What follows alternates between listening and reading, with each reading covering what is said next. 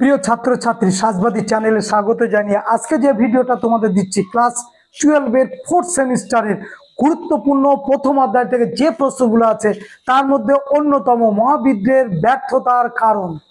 এছাড়াও আছে মহারানী ভিক্টোরিয়ার ঘোষণাপত্র। সব ভিডিওগুলো আমরা পরপর দেব। যারা অনলাইন ক্লাস করতে চাও, অনলাইন ক্লাস আমাদের শুরু হয়েছে, যারা করতে চাও তোমরা অবশ্যই হোয়াটসঅ্যাপে যোগাযোগ করবে। হোয়াটসঅ্যাপ নাম্বার আমাদের দেওয়া আছে ডেসক্রিপশন বক্সে, মনে থাকবে। তাহলে শুরু করছি আজকের যে বিষয়টা সেটা হচ্ছে মহাবিদ্রোহ, সিপাহী বিদ্রোহ, মহাবিদ্রোহ, জাতীয়তাবাদী বিদ্রোহ, যাই বলি না কেন, গণবিদ্রোহ, সামন্ত শ্রেণীর মৃত্যুকালীন আর্তনাদ, যাই বলি না কেন, এটা মহাবিদ্রোহী। কারণ এর আগে এত বড় বিদ্রোহ এই ভারতবর্ষের বুকে ভারতবর্ষের মানুষ দেখেনি। এর আগে ভারতবর্ষের সমস্ত শ্রেণীর মানুষ, এই জনগণ এই বিদ্রোহে অংশগ্রহণ করেনি। এর আগে যা বিদ্রোহ হচ্ছে, সন্ন্যাসী ফকির প্রথম হচ্ছে 1763 থেকে 1800 সাল, সব থেকে বেশি দিন ধরে। সে বিদ্রোহটাও কিন্তু সর্বভারতীয় বিদ্রোহ ছিল না। এরপরে চলে এসো সন্ন্যাসী ফকির বিদ্রোহের পরে আমাদের বিভিন্ন, যেমন রংপুর বিদ্রোহ, যেমন ফরাজি আন্দোলন, যেমন ওয়াবি আন্দোলন, যেমন কোল বিদ্রোহ, যেমন সাঁওতাল বিদ্রোহ, তাই তো? এই যে বিদ্রোহগুলো আমরা দেখেছি সব কিন্তু আঞ্চলিক বিদ্রোহ, কারণ কোনো বিদ্রোহগুলোই কিন্তু সর্বভারতীয় রূপ নেয়নি। এক একটা শ্রেণীর মানুষ তাদের শাসন, শোষণ, অত্যাচার বিরুদ্ধে প্রতিবাদ জানিয়েছিল এবং তার জন্য জাতীয়তাবাদী এই তকমা কিন্তু পায়নি। কিন্তু এবার আমরা দেখলাম যে এমন একটা বিদ্রোহ যারা ভারতবর্ষকে শুধু কাঁপিয়ে দেয়নি, ইংল্যান্ডকে কাঁপিয়ে দিয়েছে, ইংল্যান্ডের মহারানী ভিক্টোরিয়াকে কাঁপিয়ে দিয়েছে। ভিক্টোরিয়া কি করলেন? ভারতের শাসনভার নিজের হাতে নিয়ে নিলেন। কত সাল? এই মহাবিদ্রোহের পর, অর্থাৎ 1857 সালে মহাবিদ্রোহ কেঁপে গেল ব্রিটিশ প্রশাসন। 1858-তে আমরা দেখছি মহারানী তিনি নিজে হাতের এই ভারতবর্ষের শাসনভার নিয়ে নিচ্ছেন। কেন, কি কারণে? কারণ বুঝতে পেরেছেন যে পরিমাণে বিদ্রোহ, এই মহাবিদ্রোহের মানুষ অংশগ্রহণ করছে, ব্রিটিশ শাসনকে কাঁপিয়ে দিয়েছে। এই অবস্থা চলতে থাকলে ভারতবর্ষে ব্রিটিশ শাসনের সাম্রাজ্য নিপাত হয়ে যাবে। যার জন্য মহারানী ভিক্টোরিয়া তাড়াতাড়ি একটা কোম্পানির হাত থেকে সরাসরি ইংল্যান্ডে মহারানীর হাতে বা ইংল্যান্ডের হাতে চলে গেল। কোম্পানির শাসনের অবসান ঘটলো 1858 সালে। শুরু হলো মহারানীর শাসন এবং মহারানী ভিক্টোরিয়ার হাতে চলে যাওয়ার পর নতুন পদ সৃষ্টি হলো ভাইসরয়। প্রথম ভাইসরয় হলেন আমাদের লর্ড ক্যানিং, মনে থাকে জানো? তাহলে এইভাবে কিন্তু একটা বিদ্রোহ ব্রিটিশ শাসনকে তার চিন্তা ভাবনা থেকে পাল্টাতে বাধ্য করেছিল। এমন কিছু পয়েন্ট আমরা লিখব যে পয়েন্টগুলো সহজ সরল করে লেখার মতো, যে পয়েন্টগুলো লিখতে গেলে আমাকে আলাদাভাবে ভাবতে হবে না এবং যেগুলো লিখলেই আমার 4-এ 4 আসবে। আমি এতগুলো বিষয়কে সামনে রেখে এই পয়েন্টগুলোকে রেখেছি। 1 নম্বর, সুনির্দিষ্ট লক্ষ্য ও কর্মসূচির অভাব। কার কর্মসূচি? মহাবিদ্রোহের কর্মসূচি, সিপাহী বিদ্রোহের কর্মসূচি। এত বড় বিদ্রোহ স্যার, এর কোনো কর্মসূচি থাকবে না? অবশ্যই থাকবে, কিন্তু সেই কর্মসূচিটার মধ্যে কোনো মৌলিকত্ব ছিল না। এত বড় বিদ্রোহ স্যার, এই বিদ্রোহের মধ্যে কোনো লক্ষ্য থাকবে না? হ্যাঁ, লক্ষ্য ছিল, কিন্তু সেটা সংকীর্ণ লক্ষ্য। সুতরাং সংকীর্ণ লক্ষ্য নিয়ে আর জাতীয়তাবাদী কর্মসূচি না থাকার কারণে মহাবিদ্রোহ ব্যর্থ হলো। কি রকম? দেখো লক্ষ্য আমরা কি কোনগুলোকে বলি? দেখো লক্ষ্য কি? আমাকে চাকরি পেতে হবে, তার জন্য আমরা কি করছি? পড়ছি, কিন্তু তাই না? চাকরি পাওয়ার জন্য পড়ছি, এটা আমার চরম লক্ষ্য। আচ্ছা, কর্মসূচি কি? প্রতিদিন সকাল থেকে সন্ধ্যা পর্যন্ত আমি বা রাত পর্যন্ত 11টা পর্যন্ত আমার কর্মসূচি কি? যে সকালে ঘুম থেকে উঠে আমি কি করছি? ঘুম থেকে পড়ে আমি পড়তে যাচ্ছি, তারপরে আমি কি করছি? টিউশনি পড়তে যাচ্ছি, আবার আমি বিকেলবেলা কি করছি? সন্ধ্যে থেকে আমি আবার টিউশনি পড়ছি এবং টিউশনি পড়ার পর নিজের পড়াটা আমরা তৈরি করছি।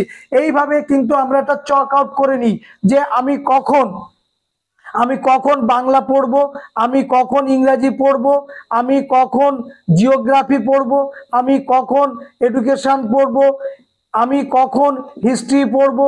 এইভাবে কিন্তু আমি একটা রূপরেখা তৈরি করে নিই, একটা প্ল্যান করে নিই, যে প্ল্যানের মধ্য দিয়ে আমার সুন্দর এই লক্ষ্য যে চাকরি পাওয়া, সেই জায়গায় গিয়ে পৌঁছাবো। তাহলে সেই জায়গায় গিয়ে পৌঁছাতে গেলে আমাকে এইরকম একটা লক্ষ্য নির্ধারণ করতে হবে, যত সময় না আমি চাকরি পাবো তত সময় না আমি আমার এই পড়াশোনাটা ছাড়বো না।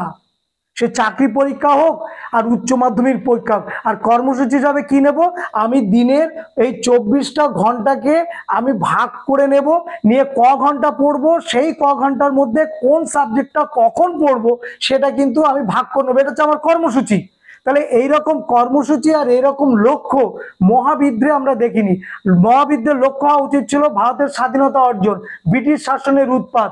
রটে গিয়েছিল কিন্তু জনগণের মধ্যে যে 1857 সালে মহাবিদ্রোহ শেষ বিদ্রোহ এবং এরপরে আমরা স্বাধীনতা পাচ্ছি, ব্রিটিশরা চলে যাবে।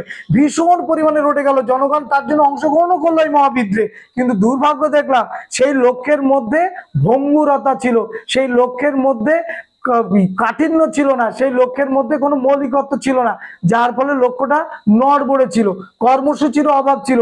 কর্মসূচির অভাব যদি না থাকবে তাহলে বাংলায় যেখানে মহাবিদ্রোহ শুরু হলো বেঙ্গলে, তাহলে বিহারেও তাহলে সেইভাবে মহাবিদ্রোহ শুরু হওয়া উচিত ছিল অ্যাট এ টাইম। কিন্তু আজকে বাংলায় বিদ্রোহ শুরু হচ্ছে, কালকে বিহারে, পরশুদিন ভেলোর, তারপরের দিন উত্তরপ্রদেশ, তারপর দিন বিহার, তারপরের দিন ঝাঁসি, তারপরের দিন দিল্লি। এইভাবে তো মহাবিদ্রোহ পরিচালিত করলে শত্রুকে এইভাবে তো ধ্বংস করা যাবে না। শত্রুকে ধ্বংস করতে হবে, মাঝখানে থাকবে শত্রু, চারিদিক থেকে আক্রমণ করো অ্যাট এ টাইম, শত্রু এখানেই পরাজিত হয়ে যাবে। কিন্তু শত্রুকে পরাজিত করতে গেলে আমি আজকে শত্রুকে একটা ঢিল ছুড়লাম, কালকে শত্রুকে দুটো ঢিল ছুড়লাম, তারপর দিন শত্রুকে তিনটে ঢিল ছুড়লাম, এইভাবে শত্রু কি কোনোদিনও আঘাতপ্রাপ্ত হবে? কোনোদিনও কি পরাজয় স্বীকার করে নেবে? না, বরঞ্চ আরো নিজের সচকিত হবে, সচেতন হবে, যাতে পরবর্তী রাজ্যগুলো থেকে এরকম আঘাত না আসতে পারে তার ব্যবস্থা গ্রহণ করবে, তাই না? তো এখানেও তাই, মহাবিদ্রোহটা যদি অ্যাট এ টাইম সবাই মিলে এই শত্রুকে টার্গেট করে তার প্রতি যদি আক্রমণ শানাতো, তাহলে মহাবিদ্রোহটা সফলতার মুখ দেখতো, তাই তো? তাহলে এইগুলো তো নিতে হবে কর্মসূচি। কর্মসূচি না নেওয়ার কারণে এই মহাবিদ্রোহ তাহলে ব্যর্থ হয়ে গেল। এরপরে চলে এসো, যেটা আমরা লিখবো, যে জানবো, সেটা হচ্ছে নির্দিষ্ট স্থানে সীমাবদ্ধ। কি? সিপাহী বিদ্রোহ। আর এক নাম কি? ভারতের প্রথম স্বাধীনতা সংগ্রাম, তাই তো? নির্দিষ্ট স্থান। নির্দিষ্ট স্থানে বলতে কি, প্রথমে শুরু হচ্ছে কোথায়? বেঙ্গল থেকে, তারপরে শুরু হলো কোথায়? বিহার, তারপর শুরু হলো কোথায়? উত্তরপ্রদেশ, তারপর শুরু হলো কোথায়? ঝাঁসি, তারপর শুরু হলো কোথায়? দিল্লি, তারপর শুরু কোথায়? ভেলোর শুরু হচ্ছে। তাহলে এই যে এই জায়গাগুলো বাদে আমরা আর গুটি কতক জায়গার নাম পাই, কিন্তু ভারতবর্ষ আরো যে অনেক রাজ্য আছে, সেই রাজ্যগুলো থেকে এই রকম ভাবে এই মহাবিদ্রোহে অংশগ্রহণ, সেটা কি আমরা দেখতে পেয়েছি? দেখতে পাইনি। তাহলে দেখতে যখন পাবো না, তাহলে কি করে সফলতার মুখ দেখবো? শুধু ইতিহাসে ভালো রেজাল্ট করলে তো হবে না, আমাকে ইংরেজি, আমাকে বাংলা, আমাকে সংস্কৃত, আমাকে ভূগোলে তো ভালো নাম্বার পেতে হবে, 5টা সাবজেক্টে তো আমার সমান নাম্বার পেতে হবে, তবেই তো একটা ভালো রেজাল্ট হবে। ইতিহাসে 80 পেলাম, কি লাভ হবে আমার? অন্যগুলো যদি আমি বেশি নাম্বার না পাই, তাহলে শুধু বাংলা থেকেই আন্দোলন হলো, শুধু বিহার থেকেই হলো, শুধু উত্তরপ্রদেশ থেকে হলো, শুধু ঝাঁসি থেকে হলো, শুধু ভেলোর থেকে হলো, শুধু দিল্লি থেকে হলো, বাদ বাকি আরো রাজ্যগুলো আছে, সেখানে কি অবস্থা? সেখানে মহাবিদ্রোহ কতটা সফলতা অর্জন করছে? সেখানকার জনগণ কতটা অংশগ্রহণ করছে? প্রশ্ন আসবে, প্রশ্ন আসা স্বাভাবিক। সুতরাং সেখানে ইনঅ্যাক্টিভ, নেতিবাচক প্রভাব, ফলে মহাবিদ্রোহ সফল হয়নি। বুঝা গেল কি বললাম? নেক্সট পয়েন্ট, পারস্পরিক অবিশ্বাস। হ্যাঁ, বিদ্রোহী নেতাদের মধ্যে পারস্পরিক অবিশ্বাস আমরা দেখেছি। ঝাঁসি রানী লক্ষ্মীবাই, ঝাঁসি রানী লক্ষ্মীবাই কুনওয়ার সিং বিহার থেকে নেতৃত্ব দিচ্ছেন, ঝাঁসি থেকে কুনওয়ার ভাই, নানা সাহেব, তাতিয়া তোপি। তাহলে এরা এই যে বিভিন্ন কুনওয়ার সিং, তারপর দ্বিতীয় বাহাদুর শাহ, মুঘল সম্রাট দ্বিতীয় বাহাদুর শাহ, এও শোনা যায় তো মুঘল সম্রাট দ্বিতীয় বাহাদুর শাহ গোপনে ব্রিটিশের কাছে গোপনে খবর পাচার করে দিয়েছিল বিদ্রোহীদের, এটাও তো শোনা যায়, ইতিহাসে পায়। তাহলে দেখো এইখানে এই যে নেতৃত্ব স্থানীয় যারা আছে, এদের কারোর সঙ্গে কারোর সদ্ভাব নেই, কারোর সঙ্গে কারোর সদ্ভাব নেই, যে যার ব্যক্তিগত স্বার্থ। অযোধ্যা বেগম হজরত মহল, নামটা লেখাই যেতে পারে, হজরত মহল, তিনিও চাইছেন অযোধ্যাতে আবার ক্ষমতায় আসবো। তাতিয়া তোপি ক্ষমতা আসার চিন্তা ভাবনা, নানা সাহেবের ক্ষমতা আসার চিন্তা ভাবনা, লক্ষ্মীবাইয়ের ক্ষমতা আসার চিন্তা ভাবনা, কুনওয়ার সিং বিহারে ক্ষমতার চিন্তা ভাবনা। তাহলে প্রত্যেকে যে যার ব্যক্তিগত স্বার্থে যোগ দিয়েছিল, দেশপ্রেম বা জাতীয়তাবোধ এটা কিন্তু ছিল না, যার ফলে নিজেদের মধ্যেই অবিশ্বাসের একটা বাতাবরণ তৈরি হয়েছিল। বুঝা গেল কি বললাম? তাহলে এই পয়েন্টটা আমরা লিখবো। নেক্সট হচ্ছে সর্বভারতীয় নেতা। আচ্ছা, সর্বভারতীয় নেতা হিসাবে আমরা নেতাজির নাম পাই, তাই তো? নেতাজি, আমরা সর্বভারতীয় নেতা হিসাবে গান্ধীজির নাম পাই।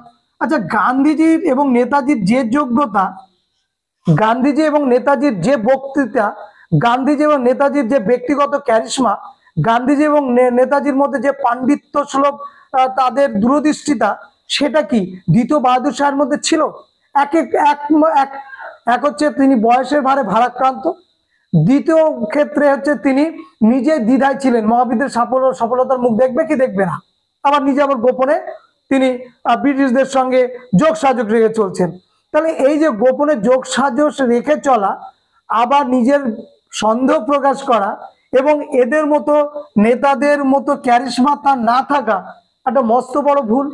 যাকে ভারত সম্রাট রূপে প্রেজেন্ট করলো বিদ্রোহীরা, তার যদি ব্যক্তিগত যোগ্যতা দূরদৃষ্টিতা যদি না থাকে, তাহলে সিপাহী বিদ্রোহ কিভাবে সফলতার মুখ দেখবে? যোগ্য নেতৃত্ব দরকার। তো শুধু জনগণ থাকলেই তো হবে না, জনগণকে সুযোগ্য পথে পরিচালিত করতে হবে, সুন্দরভাবে নেতৃত্ব দিতে হবে, তবেই তো আন্দোলনের সফলতা আসবে। তো সেটা তো এখানে নেই, এখানে দ্বিতীয় বাহাদুর শাহের মধ্যে ছিল না, বা অন্য কারোর মধ্যে ছিল না। যে যার অঞ্চলের মধ্যে বিরাট বড় নেতা, তাতিয়া তবি তার অঞ্চলে বিরাট বড় নেতা, ঝাঁসি রানী লক্ষ্মীবাই ঝাঁসিতে বিরাট বড় নেতা, অযোধ্যার বেগম অযোধ্যাতে ভীষণ বড় বড় নেত্রী। এইভাবে তো একটা সর্বভারতীয় বিদ্রোহ চলে না। সর্বভারতীয় ভাবে সবার কাছে গ্রহণযোগ্য থাকবে এমন ব্যক্তিকে মানুষ পছন্দ করবে। সর্বভারতীয় ভাবে সমস্ত শ্রেণীর মানুষ, সমস্ত বর্ণের মানুষ, ধর্মের মানুষ তাকে গ্রহণ করবে, তবেই তো তিনি জাতীয় নেতা, তাই না? তো সেই জাতীয় নেতার অভাব ছিল। নেক্সট পয়েন্ট হচ্ছে বিদ্রোহীদের অত্যাচার। বিদ্রোহীদের অত্যাচার, সিপাহী বিদ্রোহ যারা অংশগ্রহণ করেছিল, যে সমস্ত বিদ্রোহ, তারা নাকি দাঙ্গা সৃষ্টি করেছে, তারা লুণ্ঠন করেছে, তারা অত্যাচার করেছে, এইগুলো জনগণের মধ্যে প্রভাব পড়েছে, যার ফলে সাধারণ মানুষ মুখ ফিরিয়ে নিয়েছে। এবং ঐতিহাসিক জনকে বলছেন, যতজন সিপাহী এই মহাবিদ্রোহে স্বাধীনতার জন্য লড়ছেন, তার থেকে বেশি সংখ্যক সিপাহী এই বিদ্রোহ দমন করবার জন্য তারা সমর যুদ্ধে নেমেছিলেন। এখান থেকে কি প্রমাণিত হয়? কতটা অবস্থা শোচনীয়। সুতরাং এই জন্য বিদ্রোহ ব্যর্থ হয়েছিল। উন্নত যুদ্ধাস্ত্র প্রযুক্তির অভাব। হ্যাঁ, উন্নত যুদ্ধাস্ত্র তো ছিল না। ভারতীয়দের যুদ্ধাস্ত্র কি? ভারতীয়দের যুদ্ধাস্ত্র হচ্ছে তোমার হচ্ছে তীর, ধনুক, এইগুলো হচ্ছে ভারতীয়দের যুদ্ধাস্ত্র। ইট, পাটকেল, এইগুলো ভারতীয়দের যুদ্ধাস্ত্র। এইগুলো দিয়ে ব্রিটিশদের মারবে। যাদের হাতে রয়েছে কামান, যাদের হাতে রয়েছে উন্নত অস্ত্রশস্ত্র, যাদের হাতে রয়েছে টেলিগ্রাফ, টেলিফোন, জলপথ, রেল লাইন, সমস্ত মানে যুদ্ধের সমস্ত উপকরণ ওদের হাতে রয়েছে। তো সেখানে দাঁড়িয়ে এই সিপাহীরা জিতে যাবে, এটা ভাবা অলিক কল্পনা ছাড়া কিছুই না, তাই না? ব্রিটিশদের হাতে কি রয়েছে? ব্রিটিশদের হাতে রয়েছে বন্দুক, ব্রিটিশদের হাতে রয়েছে কামান, ব্রিটিশদের হাতে রয়েছে টেলিফোন, ব্রিটিশদের হাতে রয়েছে টেলিগ্রাফ, ব্রিটিশদের হাতে রয়েছে জলপথ, ব্রিটিশদের হাতে রয়েছে রেলপথ। এগুলো সবই তো ব্রিটিশদের হাতে রয়েছে। এই সমস্ত ব্যবহার করে তাড়াতাড়ি বিদ্রোহ দমন করতে পেরেছে। সেইখানে দাঁড়িয়ে তীর ধনুক নিয়ে আমরা লড়তে পারবো? তিতুমিরও তো প্রথম দিকে জিতে গিয়েছিল, পরবর্তীকালে লর্ড উইলিয়াম বেন্টলি তাকে ঘিরে ধরে কামান দিয়ে যখন গোলা ফেললো, তখন তো ধ্বংস হয়ে গেল। আর তিতুমিরে কি ছিল? কাঁচা বেল।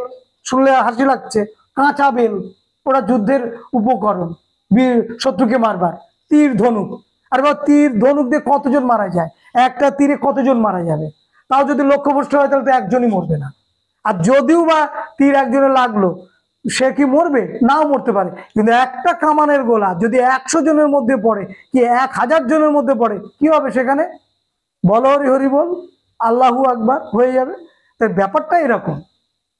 নেক্সট হচ্ছে পরের পয়েন্ট, সর্বভারতীয় পরিকল্পনার অভাব ছিল। সারা ভারতবর্ষব্যাপী পরিকল্পনা করতে হবে। আমি বলেছি যে ঝাঁসি রানী লক্ষ্মীবাই, তাতিয়া তোপি, অযোধ্যার বেগম হজরত মহল, দ্বিতীয় বাহাদুর শাহ, কুনওয়ার সিং বিহার থেকে নেতৃত্ব দিয়েছে, সব নিজেদের ব্যক্তিগত স্বার্থ চরিতার্থ করবার জন্য। সারা ভারতবর্ষ ব্যাপী এই পরিবর্তন নিয়ে আসতে হবে, ব্রিটিশদের সরিয়ে দিয়ে আমাদের শাসন নিয়ে আসতে হবে, এইরকম কোনো প্রান্ত ছিল না। যে যার জায়গা ছিল রাজা। কোন রাজারা এই বিদ্রোহে সামিল হয়েছিল? যে রাজারা রাজ্যচ্যুত হয়েছিল কুশাসনের রজতে বা সরাসরি যুদ্ধ জয়ের মাধ্যমে যে রাজারা রাজ্যচ্যুত হয়েছিল তারা এই বিদ্রোহে সামিল হয়েছিল। যে সমস্ত জমিদাররা জমিদারচ্যুত হয়েছিল সূর্যাস্ত আইনের দ্বারা, তারা এই আন্দোলনে সামিল হয়ে মহাবিদ্রোহে সামিল হয়েছিল। তো সব ব্যক্তিগত স্বার্থ, যে আমি আবার যদি জিতে যাই আবার জমিদারি পাবো, আমার রাজ্যচ্যুত হচ্ছে আমি আবার সেই রাজত্ব পাবো, ব্যক্তিগত স্বার্থ। সর্বভারতীয় যে দেশপ্রেম, জাতীয়তাবোধ, সে চরিত্র কোথায় দেখতে পাই কি? আমরা পাইনি, ফলে বিদ্রোহ ব্যর্থ। নেক্সট হচ্ছে শিক্ষিত মধ্যবিত্ত শ্রেণীদের ভূমিকা। দেখো, শিক্ষিত মধ্যবিত্ত শ্রেণীরা এই বিদ্রোহে আসেনি, কারণ তারা উন্নত জীবন যাপন করছিল। তারা সুখে শান্তিতে চাকরিতে শিক্ষা দীক্ষায় দারুণ এগিয়ে গিয়েছিল পাশ্চাত্য শিক্ষা টিক্ষা নিয়ে, তাই না? তো সেখানে দাঁড়িয়ে ওরা ভেবেছিল যে ব্রিটিশরা যদি চলে যায় তাহলে আবার মধ্যযুগীয় ভাবধারা চলে আসবে এবং এই পাশ্চাত্য শিক্ষা চর্চা বন্ধ হয়ে যাবে। যার জন্য আমরা হরিশ্চন্দ্র মুখোপাধ্যায়ের মতো লোককে দেখছি বিরোধিতা করতে, আমরা ঈশ্বর গুপ্তের মতো লোককে দেখছি বিরোধিতা করতে, রাজা রাধাকান্ত দেবের মতো লোককে দেখছি বিরোধিতা করতে, কালীপ্রসন্ন সিংহের মতো লোককে দেখছি বিরোধিতা করতে। এবং শুধু এই শিক্ষিত মহল না, শিখ, এটা দেখো, শিখ গোর্খা, তাই তো, শিখ গোর্খা, এই যে রাজপুত, এই যে তিনটে নাম লিখলাম আমরা, তিনটে শ্রেণীকে, এরা ভারতীয় সেনাবাহিনীর অ্যাসেট আজও, এরাও এই বিদ্রোহে সামিল হয়নি। তাহলে বুঝতেই পারছো যে মহাবিদ্রোহ কতটা করুণ দশার মধ্যে এই বিদ্রোহটা হয়েছিল। তবুও বলবো এটা মহাবিদ্রোহ, কারণ এর আগে সারা ভারতবর্ষের বেশিরভাগ অঞ্চল ছুঁয়ে গিয়েছিল। অন্যান্য বিদ্রোহ, আঞ্চলিক বিদ্রোহ থেকে এর তেজ, এর যশ অনেক বেশি ছিল। এর আগের বিদ্রোহগুলোতে শুধুমাত্র একটা সম্প্রদায় আন্দোলন সামিল হয়েছিল, এখানে বিভিন্ন শ্রেণীকে আমরা দেখব। সুতরাং এত কিছু হওয়ার পরেও বলবো এই বিদ্রোহ মুখ থুবড়ে পড়েছিল, কারণ তার পরিকল্পনার অভাব, নেতৃত্বের অভাব, তার লক্ষ্যের অভাব, তার সুনির্দিষ্ট পরিকল্পনা, এই সমস্ত অভাবের জন্য। ভিডিওটা এখানেই শেষ করছি, দেখা হবে নেক্সট ভিডিওতে। যদি চ্যানেলটা ভালো লাগে তাহলে চ্যানেলের পাশে থাকবে। অনলাইন ক্লাস করতে চাইলে অবশ্যই যোগাযোগ করবে। সবাইকে ধন্যবাদ।